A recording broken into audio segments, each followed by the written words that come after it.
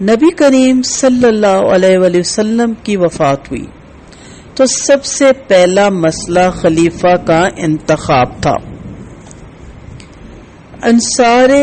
بنو سعدہ کی چوپال میں جمع ہو گئے انصار۔ اس وقت سعد بن عبیدہ انصار کے سب سے زیادہ ابھرے ہوئے سردار تھے، چنانچہ انصار میں بہت سے لوگوں کا یہ خیال تھا کہ سعد بن عبیدہ کو خلیفہ مقرر کیا جانا چاہیے۔ مہاجرین کو یہ خبر ملی تو ان کے ممتاز افراد تیزی سے چل کر مذکورہ مقام پر پہنچے۔ حضرت ابوبکر صدیق رضی اللہ عنہ نے تقریر کرتے ہوئے کہا، اے انصار، تم نے اپنی جس فضیلت کا ذکر کیا ہے اس کے تم اہل ہو، مگر عرب اس معاملے کو قریشی کے سوا کسی اور قبیلے کے بارے میں نہیں جانتے، اور وہ عربوں میں نسب اور مقام کے اعتبار سے سب سے بہتر ہے۔ میں تمہارے لیے ان دو آدمیوں عمر اور عبیدہ بن جراح میں سے کسی ایک پر راضی ہوں، تم دونوں میں سے جسے چاہو بیعت کر لو۔ اس کے بعد حضرت عمر اٹھے اور انہوں نے فوراً حضرت ابوبکر کے ہاتھ پر خلافت کی بیعت کر لی، اور پھر تمام مہاجرین نے بیعت کی۔ اس کے بعد انصار نے بھی حضرت ابوبکر کے ہاتھ پہ بیعت کر لی۔ تاہم انصار کے ایک طبقے کے لیے واقعہ اتنا سخت تھا کہ ایک شخص نے مہاجرین سے کہا کہ تم لوگوں نے سعد بن عبادہ کو قتل کر دیا، یعنی ان کی عزت کو ختم کر دیا۔ انصار نے اسلام کے لیے بے پناہ قربانیاں دی تھی۔ انہوں نے اسلام کے لیے بے یار و مددگار قافلے کو اس وقت پناہ دی جبکہ انہوں نے اپنے وطن سے نکلنے پر انہیں مجبور کر دیا گیا تھا۔ اس کے باوجود انصار اس فیصلے پہ راضی ہو گئے کہ اقتدار میں ان کا حصہ نہ ہو اور خلیفہ صرف مہاجرین میں سے منتخب کیا جائے، یعنی قریش میں سے۔ اس میں شک نہیں کہ اس کے پیچھے بہت گہری مصلحت تھی۔ قریش سینکڑوں سال سے عرب کے قائد بنے ہوئے تھے، ایسی حالت میں اگر کسی غیر قریشی کو خلیفہ مقرر کیا جاتا تو اس کے لیے اجتماعی نظم کو سنبھالنا ناممکن ہو جاتا۔ یہ انصار کی حقیقت پسندی تھی کہ انہوں نے اپنی اس کمی کو جانا اور یک طرفہ فیصلے پر راضی ہو گئے۔ تاہم یہ حقیقت پسندی کی اتنی نایاب قسم ہے کہ اس کی کوئی دوسری مثال تاریخ میں نہیں ملتی۔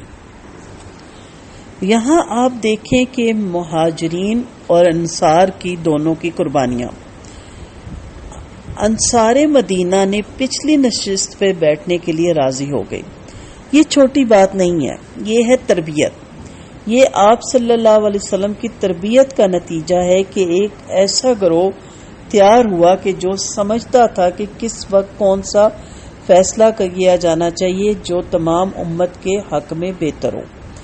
اور یہ چیز آپ صلی اللہ علیہ وسلم کی تربیت کے نتیجے میں سب کے دلوں میں آئی، اور سب نے اپنا حق یا اپنا نسب یا اپنے قربانی کو پیچھے رکھتے ہوئے صرف یہ دیکھا کہ اس وقت اسلام کو کس چیز کی ضرورت ہے اور اسلام کو کون سے قائد کی ضرورت ہے اور کون بہتر طریقے سے ان سب چیزوں کو سنبھال سکتا ہے، کن کی ڈھاک پہلے ہی بیٹھی ہوئی ہے تمام دنیا پہ، اور اس وقت قریش قبیلے کی ڈھاک بیٹھی ہوئی تھی، اس لیے ایک مشہور قبیلہ تھا تو انہی کا ایک سردار چنا گیا، انہی کا خلیفہ چنا گیا تاکہ کوئی بد نظمی نہ پھیلے اور جو حالات ہیں، جو اجتماعی نظم ہے، ان کو سنبھالنا ممکن ہو جائے۔ یہ جب آپ سیرت النبی پڑھتے ہیں، آپ صلی اللہ علیہ وسلم کی کتاب پڑھتے ہیں ان کی زندگی پہ اور ان کی سنتوں پہ، تو پھر آپ کو پتہ چلتا ہے کہ یہ وہ ساری چیزیں ہیں جو آپ صلی اللہ علیہ وسلم ہمیں سکھانے کے لیے بھیجے گے، اپنی امت کو سمجھانے کے لیے بھیجے گے۔ میں ہمیشہ کہتی ہوں کہ ہم میٹھی میٹھی سنتے تو لے لیتے ہیں کھجوروں کی اور باقی چیزوں کی، لیکن جہاں معاملہ آ جاتا ہے اس قسم کا جو کہ بہت ہی ضروری ہوتا ہے، وہاں ہم بالکل نہیں یہ دیکھتے، ہم کہتے ہیں ہمارا حق تھا، ہماری قربانی تھی، ہم ڈیزرو کرتے تھے، سب چیزیں اپنی جگہ، لیکن جب آپ دیکھتے ہو کہ اس وقت آپ کی نسبت کسی اور کو اگر یہ سیٹ دے دی جائے یا اس کو یہ چیز دے دی جائے تو یہ بہتر ہوگا بنسبت آپ کے، تو اس وقت آپ کہتے ہیں اٹس اوکے، لیکن اگر آپ کہتے ہو نہیں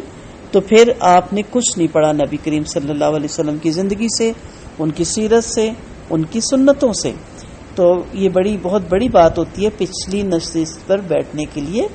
راضی ہو جانا، کیونکہ ہر ایک کو شہرت چاہیے، ہر ایک کو نام چاہیے، ہر ایک کو ریگارڈ چاہیے، ہر ایک کو قربانی کا صلہ چاہیے، ہر ایک کو جو بھی ہے دنیا میں وہ کر رہا ہے یہی چاہیے کہ میرا نام آ جائے. لیکن دیکھ لیں کہ صحابہ کرام میں یہ چیز نہیں تھی، اور آج صحابہ کرام کا مقام اور نام کہاں پہ ہے، اور ان جیسا مقام اور نام ان کے بعد دنیا میں کسی کو نہیں ملا کہ اللہ نے کہا رضی اللہ عنہ، کہ اللہ تعالیٰ ان سے راضی ہو جائے. اللہ ان سے راضی ہو گیا، اللہ ان کو راضی کر دے. اپنے اندر بھی یہ چیز پیدا کریں کہ ہر وقت اپنی قربانیوں کو مت دہرائیں، ہر وقت اپنی قربانیوں کا صلہ مت ڈھونڈیں. اگر کسی اور کو کوئی چیز مل بھی جاتی ہے تو کوئی بات نہیں، شہرت مل جاتی ہے، نام ہو جاتا ہے، آپ نے جس رب کے لیے کیا. اور سب سے بڑی بات ہے، آپ جھگڑے سے بچنے کے لیے گھر میں انتشار نہ پھیلے. کوئی نہیں، اکثر آپ نے دیکھا نا، ہم کہتے ہیں آپ اس بھائی سے زیادہ کرتی ہیں، آپ اس بہن سے زیادہ. وہ اسی لیے ہوتا ہے کہ اس وقت کس کو کس چیز کی زیادہ ضرورت ہے، اور آپ میں وہ چیز ہوتی ہے، آپ پرفیکٹ ہوتے ہیں، تو اس لیے آپ کو نہیں دی جاتی کہ یہ تو الحمدللہ سمجھدار ہے،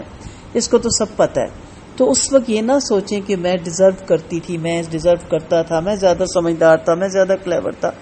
اس وقت آپ یہ سمجھ جائیں کہ نہیں، اس وقت گھر کو یا محکمے کو یا کوئی بھی ایسی فیلڈ ہے اس کو انتشار سے بچانے کے لیے اگر کسی اور کو دیا جا رہا ہے، ہاں وہ بھی تھوڑا قابل ہو، یہ نہیں کہ کسی نااہل کو دیا جا رہا ہے. یہاں تو بہت بڑی ہستی ابو بکر صدیق بیٹھے تھے، حضرت عمر جیسے لوگ بیٹھے تھے، حضرت عبیدہ بن جراح جیسے لوگ بیٹھے تھے. اللہ تعالیٰ ان سب سے راضی ہو گیا ہوگا، اور اللہ تعالیٰ ان سب کو راضی کر دے، اور وہ اللہ تعالیٰ کے بہترین اجر پانے والے لوگوں میں شامل ہے. تو ادھر تو ہم جیسے لوگ ہیں، ہمیں کیا غرور ہے، ہمیں کیا تکبر ہے، ہمیں کس چیز کا مان ہے. جو کریں اپنی اللہ کی رضا کے لیے کریں، اور بس ایسے موقعوں پہ اگر آپ کو نہیں بھی آگے کوئی کرتا تو کوئی بات نہیں، گمنامی میں عافیت ہے.